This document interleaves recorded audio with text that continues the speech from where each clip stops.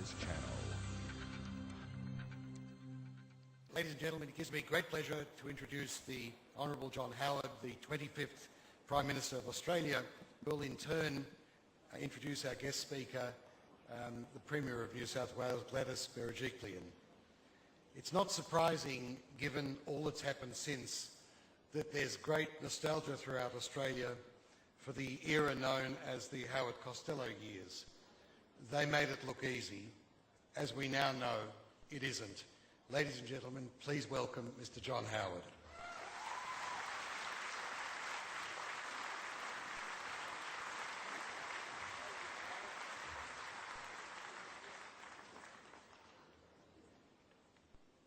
Thank you, Joe, for that very kind introduction. You don't know what a big risk you've taken, giving me a microphone in front of an enormous crowd. My home city, you talk about nostalgia, you better be careful I don't get nostalgic about addressing a 900-strong gathering in the city of Sydney and warming to some of my favourite subjects, and that is extolling the virtues of people who practice liberalism in government.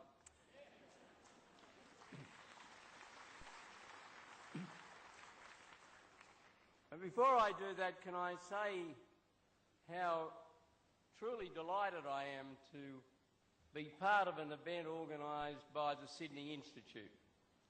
Sydney Institute stands for something that is very important in our society, and that is providing a framework for the contest of ideas and values.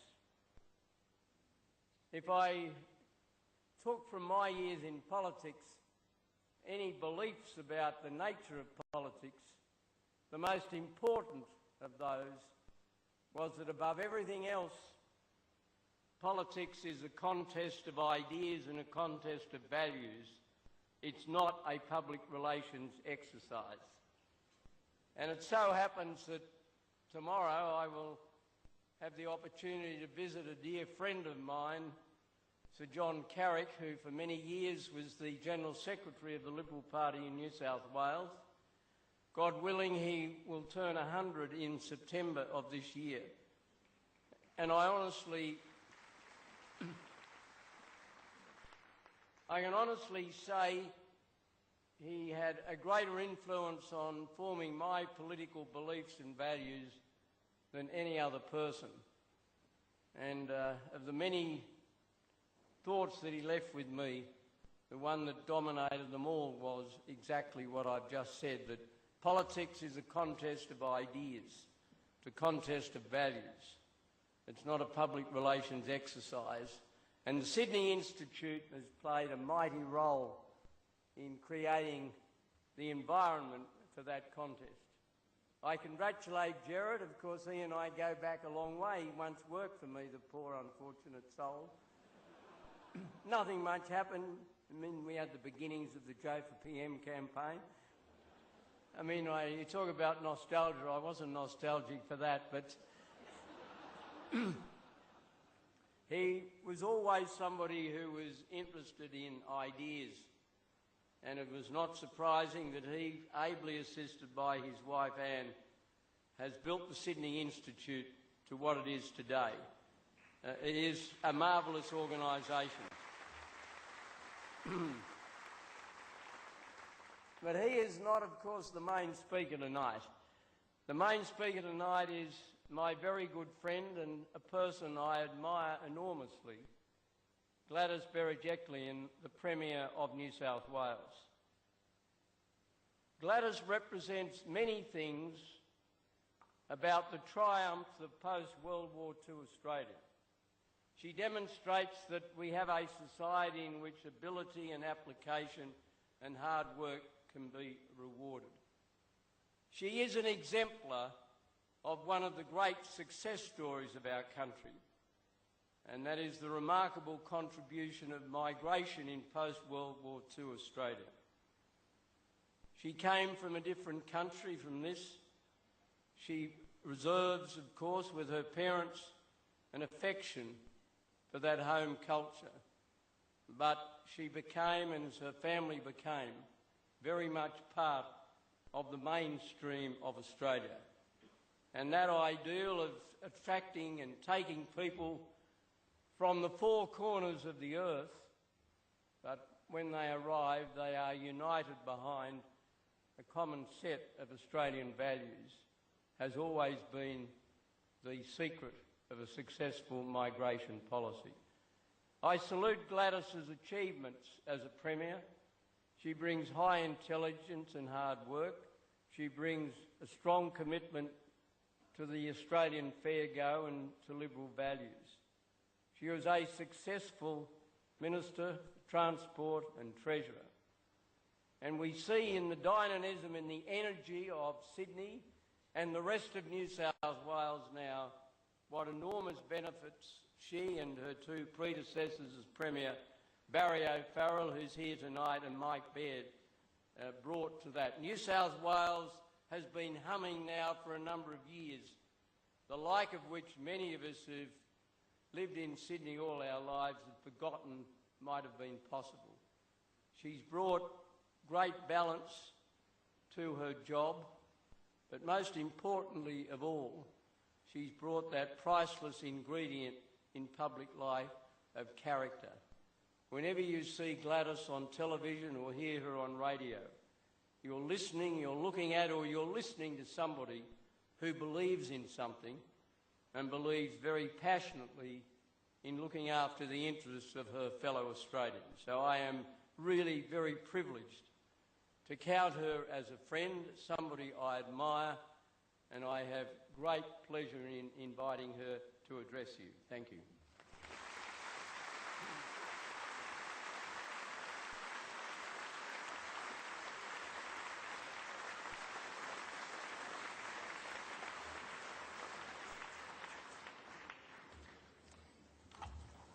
Thank you, Mr Howard, for that overly generous introduction. It's an honour to be here and a special honour to have been introduced by you, our greatest living Prime Minister.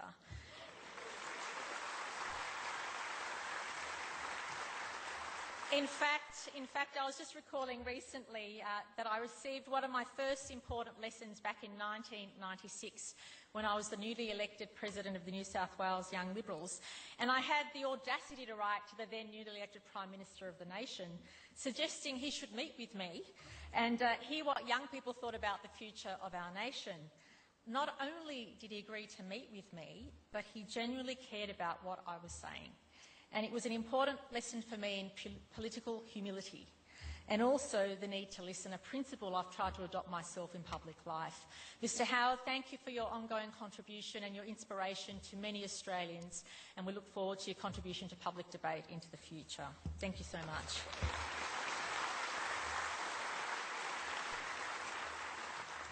Ladies and gentlemen, when Gerard first invited me to give this address, I was taken aback given the calibre of past dinner guests. And then I confess, I thought, great, what a perfect opportunity to tell you all about what a great government we are, that New South Wales is the economic and infrastructure powerhouse of the nation, and outline my plans for the future of New South Wales and taking New South Wales to the next level. That was until Gerard, in classic Gerard form, made clear that it was a terrible idea. I think his exact words were, no one is interested in that. He'll always give you frank advice. Gerard instead suggested that I share some of my personal story, not something that comes easily to me. In public life, part of my MO has been not to stray from core business. After all, I've been elected to do a job and to do it well. I've always adopted the genuine view that it's not about me, it's about the people that make up this great state. But I accept that all of us are shaped by our upbringing, our background and our experiences.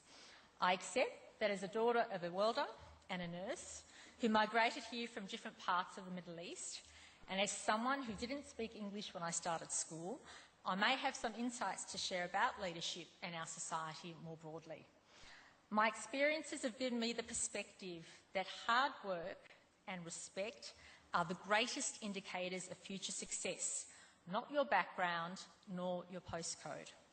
This perspective is fundamental to how I seek to answer the questions that, as Premier, obsess me every day. What will give New South Wales the edge in 10 or 20 years from now? What decisions should I be taking today to provide the best opportunities for our citizens in the future? The fact is, New South Wales cannot afford to stand still. We are a state of only millions in a region of billions. The digital age means our external environment is changing more rapidly than at any other time in human history. In the future, we will rely more heavily than ever before on the ingenuity of our people. We must give people the confidence that if they work hard and take chances, they can have a great life in New South Wales. That hard work and innovation will in turn support our economic growth and strengthen our communities.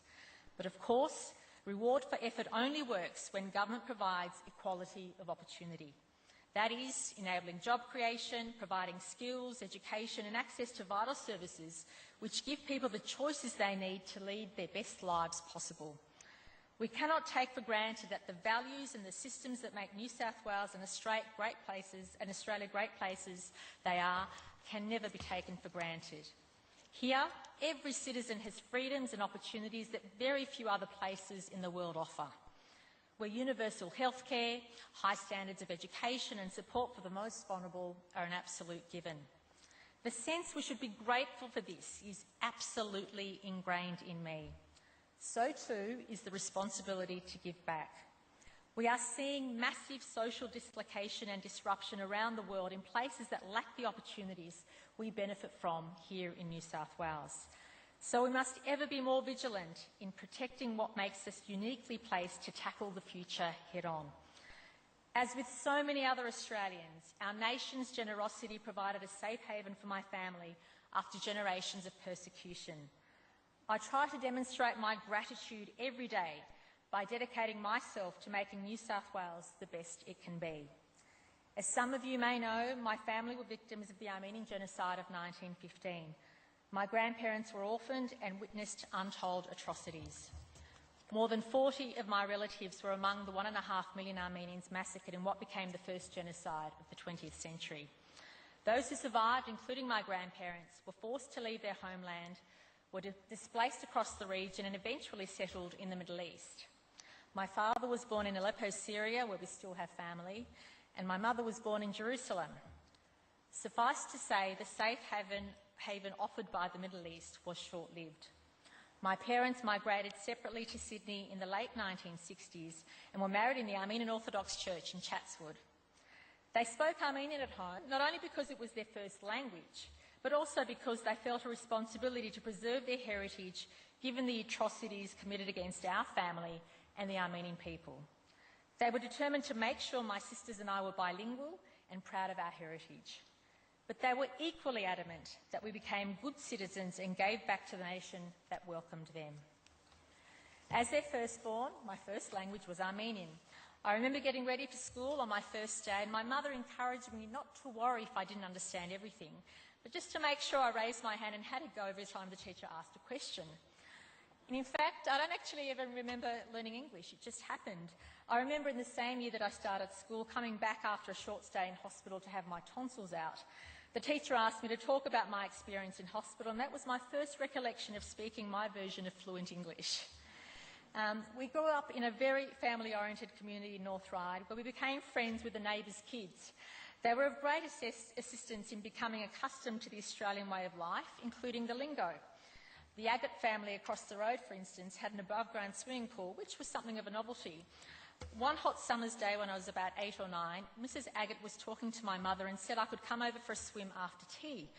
I chimed in and suggested my mother hurry up and put the kettle on so I could rush over to use their pool. Clearly, my Aussie lingo still had a way to go. But within this close-knit family unit, my parents never for a minute allowed my two sisters and I to forget the incredible opportunities we had in modern Australia. Opportunities they never had.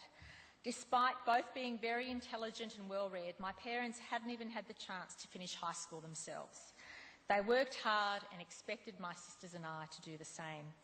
As a trained nurse, my mother always went above and beyond, even helping neighbours with their medical needs. We were also so incredibly proud that as a boilermaker welder, my dad worked on the second highest sale of the Opera House. He was very specific that it was the second highest sale. Luckily, I loved school. At primary school, I was good at maths, but I owe a huge debt to the school librarian, who borrowed books from other schools once I had read the entire biography collection at North Ryde Public. Looking back, that love of reading really saved me. It helped me develop my skills in English and open my eyes to the ways of the world. While we attended North Ryde Public during weekdays, we attended Armenian school in Willoughby on Saturdays, where we became fluent in reading and writing. My dad also thought it was wise to send us to girls' club at the local Anglican church on Monday nights. He figured it would aid our religious instruction, but also help us become loyal citizens. As I approached high school, there were conversations about wanting to send me to private school. It didn't work out, so I ended up at North Ryde High. And back in the 80s, North Ryde High undeservedly had a bad reputation. My parents worried because none of the kids we knew who went to North Ryde High had ever gone to uni. And my parents, as you can imagine, were obsessed with me going to uni. I was obsessed with that too, not to fulfil my parents' ambition, but mine. I knew I wanted to make a difference and make my family's sacrifices worthwhile.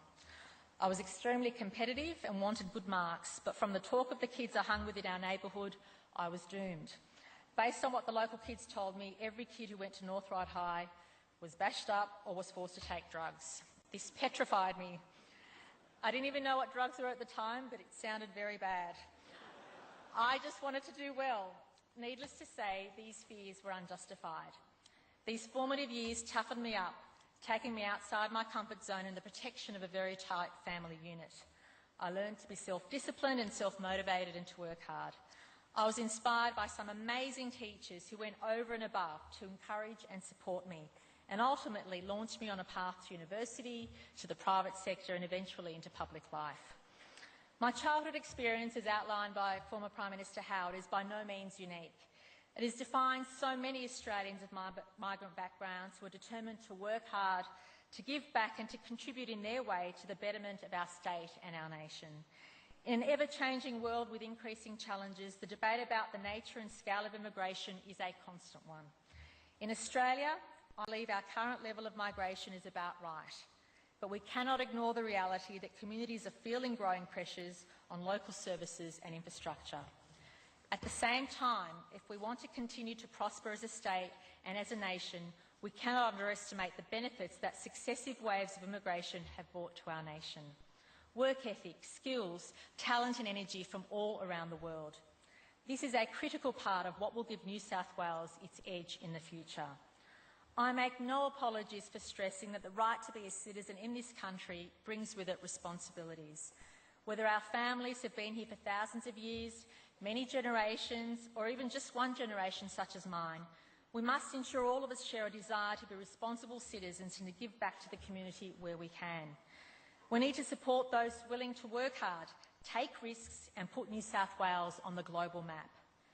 The aspiration for a better life is what motivates our people to work hard and do amazing things, the kind of things that propel our state forward. But we can only unlock that aspiration if we prepare rigorously for the decades ahead. Within our federation, it is the states that are on the front line of delivering the infrastructure and services that our communities and our economies need. I am therefore proposing that an entire meeting of COAG next year should be dedicated solely to the issue of immigration and planning. And this should just not be a one-off discussion, but revisited every few years. We need to be focused and disciplined when planning for our future. I keep coming back to the question about what will give New South Wales the edge. It is a question which fills me with a sense of urgency and a sense of determination. Industries and jobs are changing faster than ever before.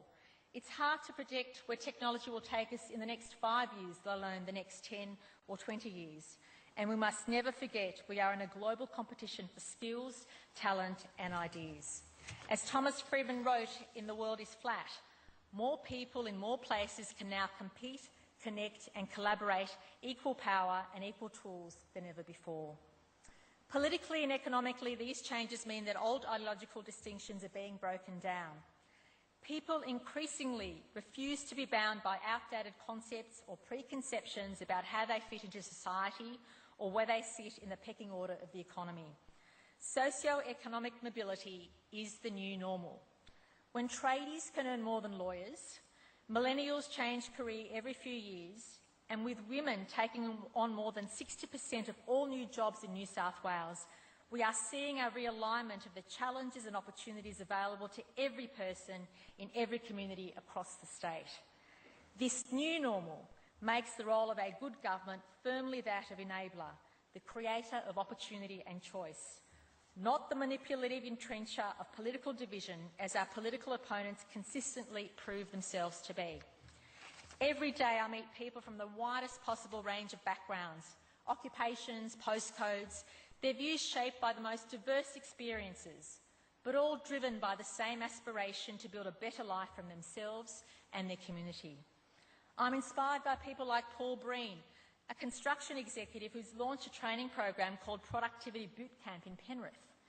His program identifies young people who are slipping through the employment cracks, trains them so they graduate with a trade, and most importantly, gives them the confidence, discipline and motivation to go on to have great careers. With his drive to contribute to our economy and society, Paul Breen epitomises the power of individual aspiration. He and the millions of Australians like him are why I reject the political dogma that tries to define people by their occupation, postcode or background. A false class warfare that in 2018 is well and truly passé. As far as I'm concerned, the Liberal Party will always be the true party of the worker, not just some workers, but all workers. My government is here to support anyone who wants to work hard to strive for a good life for themselves and their families. I believe that aspiration and work ethic cannot and should not be defined by class, but by attitude, and we see that in action in New South Wales every day. The challenges we face and we confront in securing our future are real, but if we face them, own them and respond to them with focus and determination, we can take New South Wales to the next level. New South Wales is a state that tackles the difficult things, whether it's finding innovative solutions to repairing our budget and creating the strongest economy in the nation, delivering the largest infrastructure pipeline in Australia's history, or adopting a citizen-centric approach to delivering services essential to our communities. We recognise that our economic dynamism rests on government providing the confidence and certainty for business to grow and individual talent to flourish. This spirit of collaboration has made New South Wales Australia's first $500 billion economy, an economy bigger than Hong Kong and Singapore, growing faster than 27 OECD nations and driving more than half of all economic growth in Australia. Not bad. Over the past 3 years alone, New South Wales has created almost 300,000 jobs and recorded the nation's lowest unemployment for 34 consecutive months. New South Wales is leading the nation because we are a magnet for talent and ambition. It is our greatest asset and one we should never take for granted. We have to ask ourselves, where is the next wave of skills and ideas coming from? We must make sure that government, business and our education institutions are working hand in hand to unlock the extraordinary talent in our workforces, our schools and our tertiary institutions. New South Wales is at its best when we prepare for the long term, like Macquarie in the 19th century and Bradfield in the 20th century. And more than ever today, we know that our economic edge must be built on sustainable growth and good planning. Securing a strong future requires accepting the challenges of growth, planning for them and dealing with them, not hiding from them, or worse, using them as an example to do nothing. If we're going to give the next generation of young people in New South Wales the same opportunities as the generations before them, we need to act now to build the infrastructure that will support them, the jobs that will sustain them and the choices that will enable them to live their best possible life. Apologies, Gerard, I know I've digressed back to form, but I need to get a few things off my chest. And what are some of the ways that we're delivering for the future? We're reshaping Greater Sydney into a metropolis of 3 cities. We're ensuring that industries and jobs of the future are spread evenly across the eastern CBD, which is where we are now, Parramatta, our second city, and the new Western Sydney around Badgerys Creek, supported by the tens of thousands of future jobs in areas like defence, advanced manufacturing, robotics and logistics, which will be created by the second airport precinct. We will invest like never before in the great enablers of education, transport and healthcare, but we'll also make sure that our government fulfils its responsibilities as the custodian of our environment, our heritage, our open spaces and the local character of our communities. But whilst I know I'm here at the Sydney Institute, it's not just about Sydney. We need to leave behind the stereotype of the divide between our cities and our regions and embark on the next generation of nation-building regional projects, which I firmly believe have to include fast rail. Let's be honest, as a nation, we've talked about it for long enough. We need to get on with planning it now. And improving the connectivity between our cities and major and regional centres will enable the next wave of economic opportunity to spread across this great state. And it will certainly be a catalyst for even greater investment in the social infrastructure our regional communities need. As a responsible government, we'll focus relentlessly on unlocking that next wave of infrastructure, investment and jobs. But we'll also use the dividends of a strong economy to give a helping hand to those hit hardest by the cost of living and to offer opportunity to those who would otherwise be denied it. We'll work every day to ensure that everyone in New South Wales has the choice and opportunity to live the best life they can, to secure the true equality of opportunity that will strengthen our state and our nation for the challenges ahead. This is what will give New South Wales the edge. As Premier, I want a strong, confident New South Wales, moving decisively forward, staking its place, owning the future and leading Australia and the world. We are on the cusp of this today. And I will always keep working my guts out to make sure that New South Wales is a place where every person has greater opportunities than their parents and grandparents, where everyone has the chance to reach their potential, realise their ambitions and live their most fulfilling lives possible. After all, that is my story. Thank you very much.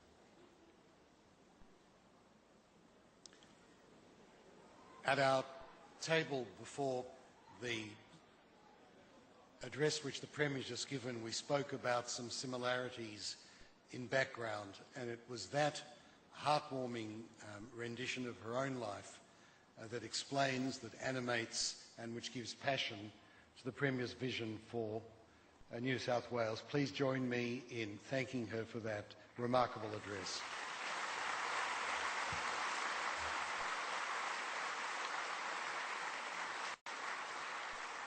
It gives me great pleasure to call on Carmel Mulhern from Telstra to propose the formal vote of thanks.